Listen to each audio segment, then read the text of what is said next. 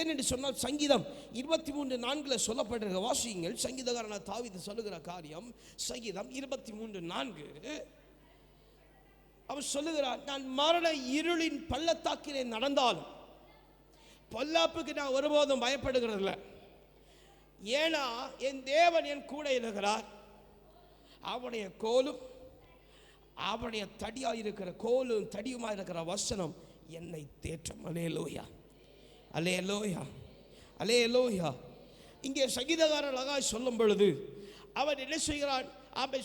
அவன் எல்லா மரணத்தின் பள்ளத்தாக்குகளையும் எதிர்கொண்டு போகிறான். அல்லேலூயா.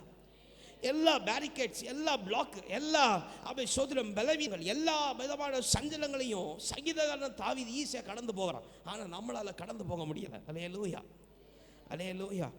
ஒரு மனுஷன் ஒரு வார்த்தை சொன்னாலே அது என்ன செஞ்சிடும்? ஒரு வாரமாக என்ன செஞ்சிடும்? மைண்டுக்குள்ளே ரொட்டேட் ஆகிட்டே இருக்கும். சோதனம் எப்படி அந்த மனுஷன் இப்படி சொன்னான் அதிலிருந்து கடந்து போக முடியலை. அல்லேலூயா, அல்லேலூயா. வேதனை படுகிற ஒரு சூழ்நிலை நமக்கு வந்துச்சுன்னா அதை பார்த்துட்டு கடந்து போக முடியலை, அதில் நின்று உணர்கிறோம். அல்லேலூயா. ஆனால் சங்கீதக்காரன் தாவீது சொல்லுகிறான், நான் மலையில் பள்ளத்தாக்கில் நடந்தாலும் நான் ஒன்றுக்கும் பயப்பட போகிறதில்ல, கர்த்தர் என் கூட இருக்கிறார். அல்லேலூயா. ஆனால் நம்மளால் சொல்ல முடியலை, நெருக்கப்படுகிற நேரத்தில் நம்மளால் சொல்ல முடியலை, கர்த்தர் என் கூட இருக்கிறார். அல்லேலூயா. நமக்கு சொல்லக்கு நாவும் வரல, யோசனையும் வரல. அல்லேலூயா, அல்லேலூயா.